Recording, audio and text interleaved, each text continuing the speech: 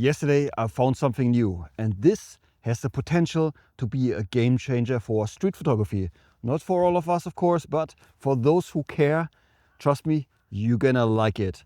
But unfortunately, at the moment, it has a major flaw. So to give you a little bit more context, let's go back to the studio and let me explain. You see, every now and then a new camera or an accessory comes along that I would call a game changer. And when it comes to cameras, for me, that was the Leica Q when it got introduced around 10 years ago. It completely transformed my approach to street photography, and since then I almost use every iteration of the camera. Maybe you can relate to that, or maybe in your case it was a completely different camera that had a unique set of features that totally transformed your way of shooting. The next big thing that transformed my way of shooting wasn't the camera, it was this little thing here. The Lightpix Labs Flash Q22. If you're not familiar with it, the unique selling points were its compact size, the ability to charge rechargeable batteries inside the flash, the easy use of color gels, and most importantly, the fact that the base of the flash was a wireless transmitter that allowed it to fire off camera. There was actually something very unique when it came out 7 or 8 years ago. The moment I picked one of these up, maybe 6-7 years ago or something, I couldn't really stop using it. The combo of this flash and my Leica Q was perfect for the way I shoot. Unfortunately though, this flash had some issues. Over the years I bought several units. I even made a video about the problems, which were overheating that burned the reflector on all 3 units that I had, and also the reliability of the flash trigger, which seemed to get worse over time. And actually that was so frustrating that I switched over to a completely different system with a separate trigger and a larger flash than this. And honestly, I never looked back because that worked flawlessly. But still, I kept hoping that Lightpix Labs would eventually release a new version that addressed all the problems, but that never really happened. They brought out different iterations over the years, including a TTL version, but to me that was a fail because I had students on my workshops using these TTL versions and they made so much problems and it was really annoying and really frustrating. Then last week something finally happened, and while I was browsing on Amazon, I came across this little flash here, which is pretty much based on the same concept as the Flash Q22, but it's from a very, I would say, trustworthy brand that I rely on for my professional work and also for all the stuff that I'm doing with the flash. And it's to no surprise, it's Godox. When I saw what this can do, and based on my experience with other Godox products, I immediately knew that this could be another game changer, similar to what the Flash Q22 was to me a little bit over half a decade ago. Oh, and by the way, in case you're wondering, I bought this with my own money, so this was not sent to me or anything. And the only reason I'm making this video is because I'm so excited about this product. And also there's a caveat with this product, and I think you should know about this because this will probably influence your decision if this is good for you or not. So stay tuned for that. First of all, look at the form factor. It's incredibly small, even compared to the rather compact Godox V350. And when you hold it side by side with the Flash Q22, it's not that much bigger and it only weighs 25 grams more.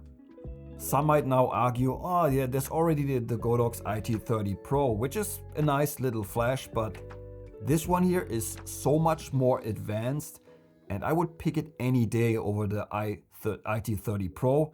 And I think this is better, or is a better comparison to the Flash Q22. The biggest difference between the two is that the Godox has a built-in battery, whereas the Flash Q uses AA batteries, which you can charge inside the flash if they are rechargeable. The Godox here is rated for 500 shots at full power, which is quite a lot, and this should last you pretty much all day long. Whereas on this guy here, the battery life really depends on what kind of batteries you use in here. And From my experience, on a heavy day of shooting, this will not last me all day long, so I always had to bring spare batteries if I was going out for maybe a few hours of shooting. In terms of output, both flashes are nearly the same, but the recycle time at full power is a huge difference. The Godox is ready again after about 1.5 seconds, while the Flash Q takes 4 to 5 times longer depending on battery freshness. The Flash Q22 accepts color gels and comes with a set. The Godox does too, but the gels attach magnetically and the magnets are very strong. Out of the box, it comes with a full CTO and a half CTO. In case you don't know what it is, CTO stands for Color Temperature Orange. And apparently more colors will be available later. Also, the new Godox UI based on their recent flashes works extremely well. I actually prefer it over the array of small buttons on the back of the Flash Q. I can't count how many times I turned on the video light on the Flash Q by accident. At some point during the Tomatina festival in 2023 in Spain, I wanted to shoot, but I must have accidentally turned this on in my bag, and when I was about to start shooting, I realized that the batteries were flat, so on that day I couldn't use my flash, which was a bit annoying to be honest. On the Godox IT32, you can even lock the screen so that no accidental presses are possible. And to unlock it, you simply press and hold the set button for 2 seconds. Even turning it on by accident is really hard because you press the power button and then you have to swipe up to actually unlock it. So far everything is great, and now we get to the main reason why this flash is so awesome. You can simply take it off camera while the trigger stays on the hot shoe. It's that simple and very similar to the Lightpix Labs design. But the massive advantage is that this is using the Godox wireless system, which is extremely reliable. The flash and the trigger are sold separately, which is actually good because the flash is always pretty much the same. The only difference is the trigger, and there are specific ones for specific brands. This one here is the Lumix Olympus version, but there's also one for Canon, Nikon and Fuji. Unfortunately, they don't have a version for Leica and also not for Ricoh, which isn't a problem. It still fires, but the only difference is you cannot use TTL, but to me that's okay because I shoot manual flash all the time, so not a big deal. However, please keep this in mind because this is where the biggest flaw comes in, and right now it's kind of a deal breaker. So if you want to know more about how to use flash in street photography, check out my video course that will teach you everything you need to know to get started or to lift up your skills to the next level. And until December 8th, so a few days left, there is a 30% discount on the course. The link will be in the video description. Also, if you want to learn from me in person, maybe also to use flash in street photography, come to my workshop. There's only a few spots left for my next workshop, which is in Bangkok in February for Chinese New Year. And I can guarantee you, this will be amazing. You will have a blast. So check it out. The link will be in the video description as well. One major advantage of the Godox X5 trigger is that you can change the wireless channel from the flash, since the trigger has no screen. That's fantastic, especially when you are around other photographers using the Godox system. With the Flash Q, the channel is assigned randomly, and during some of my workshops where some students had the same flash, it was a problem because they were on the same channel and they were firing at the same time. And so that took some time to figure that out, and that wasn't ideal. And if you already own another Godox flash, the X5 trigger can control that as long as it's on the same channel, which is amazing considering how compact this setup is. But here is the big issue. When I use the Olympus/Lumix version of the X5 trigger on my Leica or on my Ricoh, it will fire, yeah, but it will turn itself off after a few seconds, or let's say it will go into sleep mode. And that's kind of annoying because when you want to continue shooting, you have to press a button here to wake it up again, which is very annoying, and actually that doesn't make sense to shoot like that.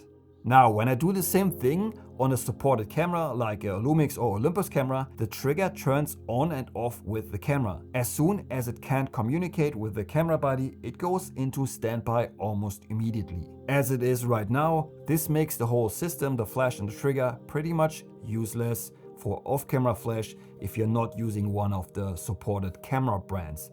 And that also rules out pretty much, or let's say most of film cameras, which is a shame. But I think this should be a very easy firmware fix, and if anybody at Godox sees this video, please give the users the option to turn off the automatic sleep function on the X5 trigger.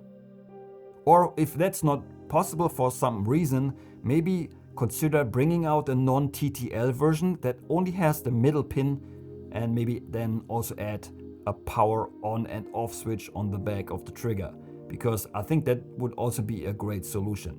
According to B&H, a Leica version is on the way, but I hope they fix that issue regardless. I can guarantee you that you would sell a lot more of these little flashes, because aside from this one issue, the flash is incredible and genuinely a dream for street photographers, especially considering the price of around $100 for the flash and trigger combo. So if the issue is fixed, I'm pretty confident that this flash here might become the new Flash Q22 with its feature set, the very compact size, and also the very reasonable price. And this might actually be the best flash for street photography. Right guys, that's it for today's video. See you on the next one. Until then, auf Wiedersehen.